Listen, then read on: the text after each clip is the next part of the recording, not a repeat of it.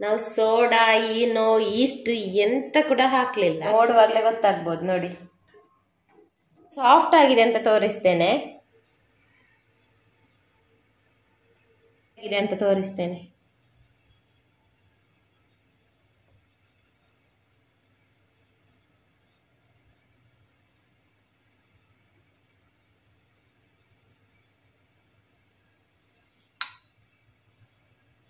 ನಮಸ್ತೆ ಎಲ್ರಿಗೂ, ಎಲ್ಲರೂ ಆರಾಮವಾಗಿದ್ದೀರಿ ಅಂತ ಭಾವಿಸ್ತೇನೆ. ಇವತ್ತು ಇಡ್ಲಿ ಮಾಡುವ. ಇಡ್ಲಿ ನೀವೆಲ್ಲರೂ ಮಾಡ್ತೀರಿ. ಇವತ್ತಿನ ಇಡ್ಲಿಯ ಸ್ಪೆಷಲ್ ಏನಂದ್ರೆ ಇದುಂಟಲ್ಲ ರೇಷನ್ ಅಕ್ಕಿ. ರೇಷನ್ ಅಲ್ಲಿ ಸಿಗುವಂತ ಅಕ್ಕಿಯಲ್ಲಿ ಸಾಫ್ಟ್ ಆಗಿ ಮಲ್ಲಿಗೆ ಇಡ್ಲಿ. ಮಲ್ಲಿಗೆ ಹೇಳ್ತೀರಾ, ಹತ್ತಿ ಹೇಳ್ತೀರಾ, ಕಾಟನ್ ಹೇಳ್ತೀರಾ, ಏನೋ ಒಂದು ಸೂಪರ್ ಸಾಫ್ಟ್ ಆದೊಂದು, ಅದು ಕೂಡ ರೇಷನ್ ಅಕ್ಕಿಯಲ್ಲಿ ನಾನು ಹೇಳಿದ ಪ್ರಕಾರನೇ ಮಾಡಿ ಆಮೇಲೆ ನೋಡಿ ನಿಮ್ಮ ಇಡ್ಲಿ ಹೇಗೆ ಆಗಿದೆ ಅಂತ. ಆಯ್ತಾ, ಬನ್ನಿ ಶುರು ಮಾಡುವ ಇವತ್ತಿನ ರೇಷನ್ ಅಕ್ಕಿಯಿಂದ ಇಡ್ಲಿ ರೆಸಿಪಿ.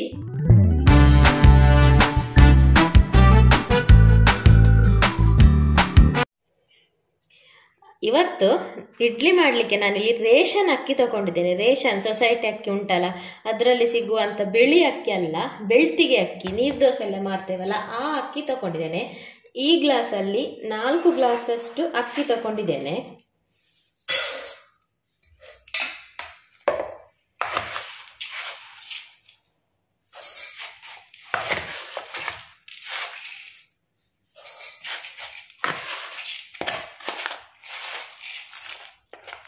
ನೋಡಿ, ಕರೆಕ್ಟಾಗಿ 4 ಗ್ಲಾಸಷ್ಟು ಅಕ್ಕಿ. ಅದೇ ಗ್ಲಾಸಲ್ಲಿ 1 ಗ್ಲಾಸಷ್ಟು ಇಲ್ಲಿ ಉದ್ದಿನ ಬೇಳೆ.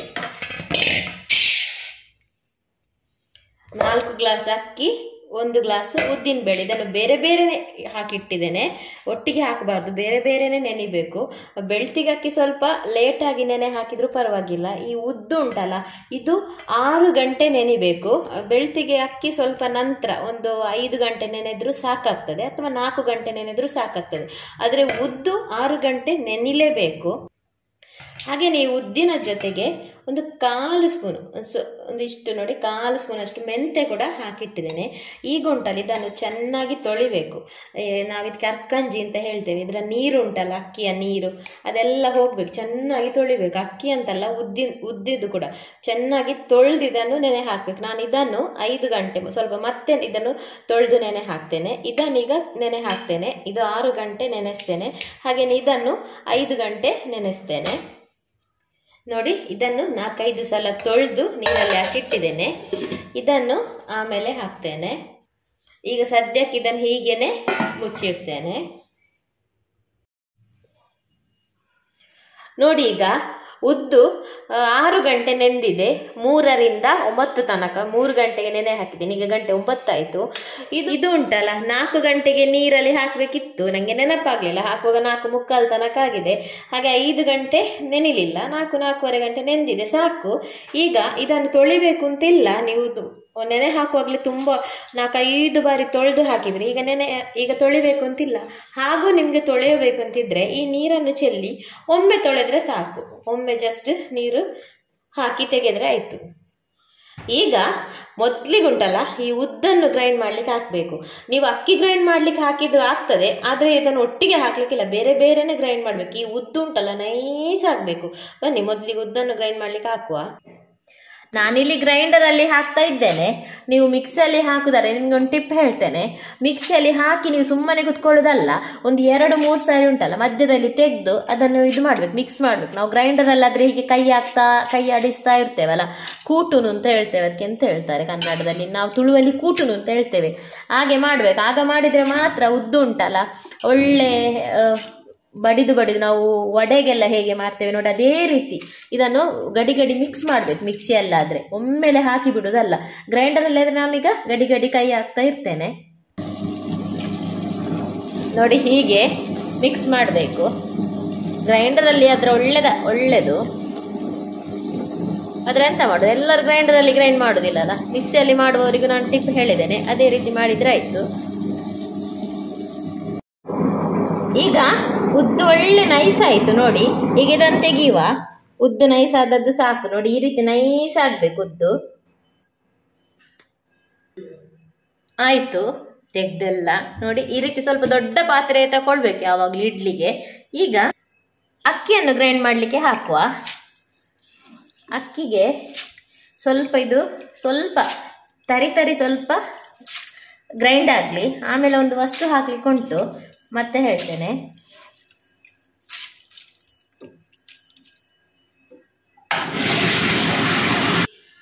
ನಾನೀಗ ಅಕ್ಕಿ ತರಿ ಆದ್ಮೇಲೆ ಒಂದು ವಸ್ತು ಅಂತ ಹೇಳಿದಲ್ಲ, ಅದು ಅನ್ನ. ನಾವಿಲ್ಲಿ 4 ಲೋಟ ಅಕ್ಕಿ ತಗೊಂಡಿದ್ದೇವಲ್ಲ, ಅದಕ್ಕೆ ಇದೇ ವೈಟ್ ರೈಸ್, ಇದು ಬೆಳ್ತಿಗೆ ಅಕ್ಕಿ ಉಂಟಲ್ಲ, ರೇಷನ್ ಅಕ್ಕಿ, ಅದರದೇ ಅನ್ನ.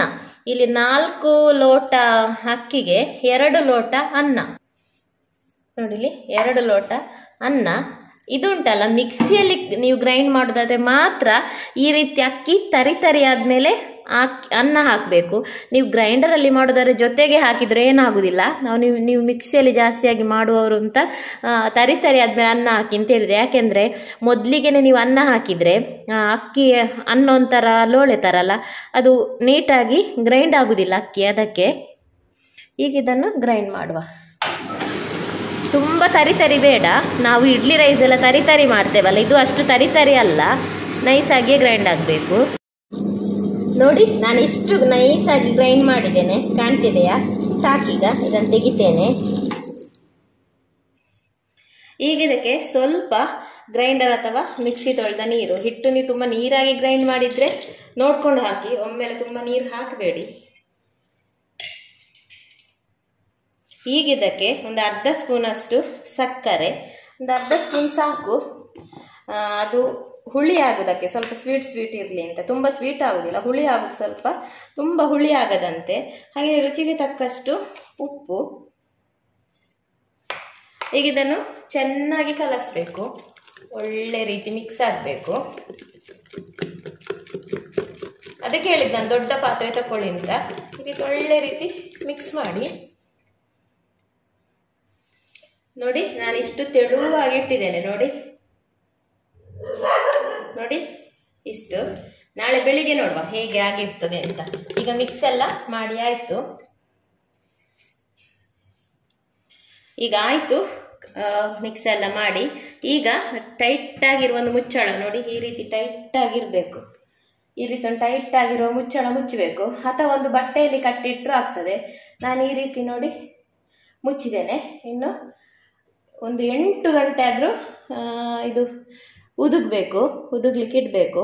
ಚಳಿಗಾಲ ಆದ್ರಿಂದ ಒಂದು 9-10 ಆದರೂ ಏನಾಗುದಿಲ್ಲ, ಮಿನಿಮಮ್ 8 ಬರಬೇಕು. 8 ಗಂಟೆ ಆಗುವಾಗ ನೋಡಿ, ಬರದಿದ್ರೆ ಸ್ವಲ್ಪ ಹೊತ್ತು ಮತ್ತೆ ಉಬ್ಲಿಕ್ಕೆ ಬಿಡಬೇಕು.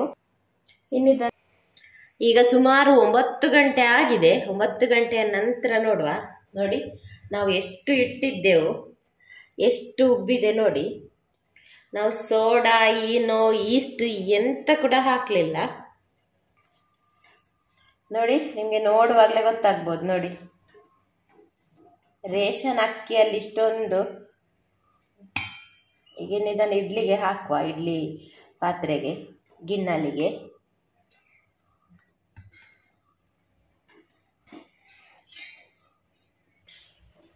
ಎಲ್ಲ ಗಿನ್ನಲಿಗೆ ಇಲ್ಲಿ ತೆಂಗಿನೆಣ್ಣೆ ಹಚ್ಚಿಟ್ಟಿದ್ದೇನೆ. ಮತ್ತು ಹಾಕುವಾಗ ಫುಲ್ ಅಲ್ಲ, ಒಂದು ಅರ್ಧ ಹಾಕಿದರೆ ಸಾಕು. ನೀವೊಂದು 3/4 ಹಾಕಿದರೆ ಅದು ತುಂಬ ಮೇಲೆ ಬಂದರೆ, ಅದರ ಮೇಲೆ ಏನಾದರೂ ನಾವು ಗಿನ್ನಲ್ಲಿ ಇಟ್ಟಿದ್ರೆ ಅದಕ್ಕೆ ಅಂಟುತ್ತದೆ.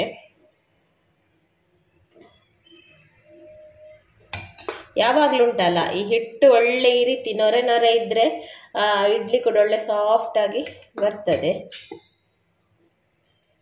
ಹಿಟ್ಟು ಈ ರೀತಿ ಇರಬೇಕು ನೋಡಿ, ಲೈಟಾಗಿ ತುಂಬ.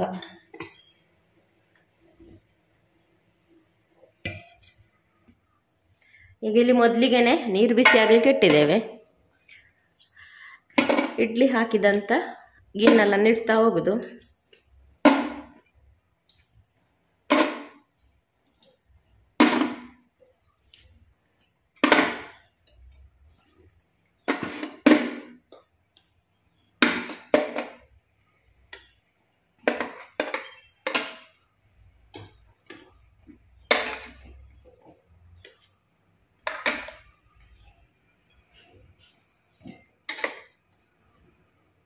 ಒಂದೇ ಥರ ಗಿನ್ನಲಾದ್ರೆ ಉಂಟಲ್ಲ ಹೀಗೇನೆ 3 ಅಟ್ಟಿ ಇಡ್ಬೋದು.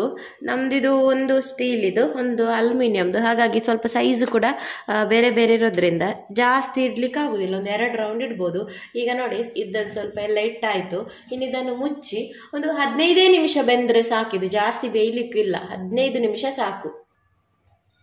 15 ನಿಮಿಷದ ನಂತರ ನೋಡುವ. ಇಲ್ಲಿ 15 ನಿಮಿಷ ಆಗಿದೆ, ತೆಗೆಯುವ.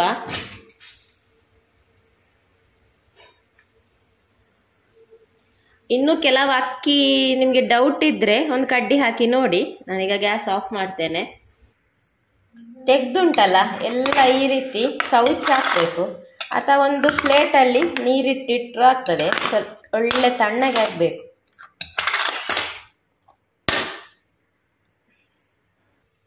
ಒಂದು 5 ನಿಮಿಷ ಉಂಟಲ್ಲ ಒದ್ದೆ ಬಟ್ಟೆ ಹಾಕಿಡ್ಬೇಕು, ಒಳ್ಳೆ ತಣ್ಣಗೆ ಆಗಬೇಕು. ಆಗ ಗಿನ್ನಲಿಂದ ಸೂಪರ್ ಆಗಿ ಎದ್ದು ಬರ್ತದೆ.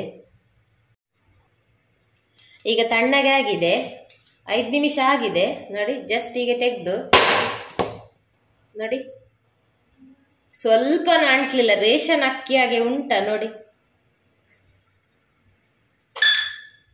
ಸ್ಪೂನ್ ಕೂಡ ಬೇಡ, ಎಂತ ಕೂಡ ಬೇಡ, ಇದೇ ಟ್ರಿಕ್ ಅನ್ನು ಫಾಲೋ ಮಾಡಿ.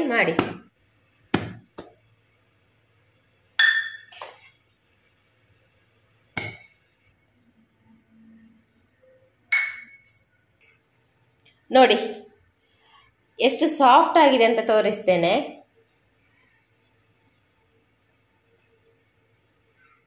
ನೋಡಿ, ಯಾರು ಹೇಳ್ತಾರೆ ಇದು ರೇಷನ್ ಅಕ್ಕಿಯ ಇಡ್ಲಿ ಅಂತ.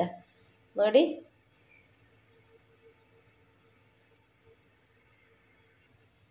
ನೋಡಿ ಸಾಫ್ಟ್ ಹೇಗೆ ಆಗಿದೆ ಅಂತ ತೋರಿಸ್ತೇನೆ.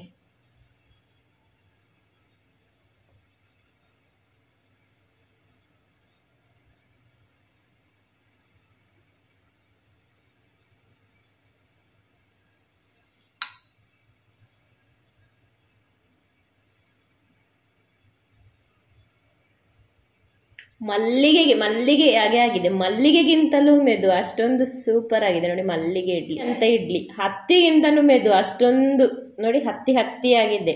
ಹತ್ತಿಯಷ್ಟು ಸಾಫ್ಟ್ ಆದ ಇಡ್ಲಿ ರೇಷನ್ ಅಕ್ಕಿಯಿಂದ, ಅದು ಕೂಡ. ಇಡ್ಲಿ ಬೇಕಾ? ಇಡ್ಲಿ ನೋಡಿದಿರಲ್ಲ ಎಷ್ಟು ಸಾಫ್ಟ್ ಆಗಿ ಹೇಗೆ ಆಗಿದೆ ಅಂತ ನಿಮ್ಗೆ ತೋರಿಸಿದೇನಲ್ಲ. ಸೂಪರ್ ಆಗ್ತದೆ. ಹಾಗೇನು ಉಂಟಲ್ಲ, ಇದನ್ನು ಚಪ್ಪೆನೆ ತಿನ್ಬೋದು. ಇದಕ್ಕೆ ಸ್ವಲ್ಪ ಮೆಂತೆ ಕೂಡ ಹಾಕಿದೇವಲ್ಲ, ಒಳ್ಳೆ ಫ್ಲೇವರ್ ಇದೆ. ಹಾಗೇನೆ ಚಪ್ಪೆ ಒಂಥರ ಸ್ವೀಟ್ ಇದೆ, ತುಂಬಾ ಹುಳಿ ಕೂಡ ಇಲ್ಲ, ಸೂಪರ್ ಆಗಿ ಆಗ್ತದೆ. ಒಮ್ಮೆ ಇದೇ ರೀತಿ ಮಾಡಿ, ನಾನು ಹೇಳಿದ ಹಾಗೇನೆ ತುಂಬಾ ಸೂಪರ್ ಆಗ್ತದೆ.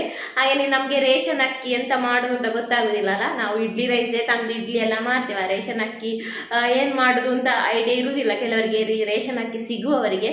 ಸೊ ಇವತ್ತಿನ ಈ ಇಡ್ಲಿ ರೆಸಿಪಿ, ಈ ವಿಡಿಯೋ ನಿಮ್ಗೆಲ್ಲ ಯೂಸ್ಫುಲ್ ಆಗ್ಬಹುದು ಅಂತ ಭಾವಿಸಿದ್ದೇನೆ. ಹಾಗೆ ಇಷ್ಟ ಆಗ್ಬಹುದು ಅಂತ ಭಾವಿಸ್ತೇನೆ. ನಿಮ್ಮ ಫ್ಯಾಮಿಲಿ ಫ್ರೆಂಡ್ಸ್ ಜೊತೆಗೂ ಇದನ್ನು ಶೇರ್ ಮಾಡಿ. ಹಾಗೆ ನಿಮ್ಗೆ ಇಷ್ಟವಾಗಿದ್ದರೆ ಲೈಕ್ ಮಾಡಿ. ನಾನು ಸಿಗ್ತೇನೆ ಮುಂದಿನ ವಿಡಿಯೋದಲ್ಲಿ. ಅಷ್ಟು ತನಕ ಟೇಕ್ ಕೇರ್, ಬಾಯ್. ಥ್ಯಾಂಕ್ಸ್.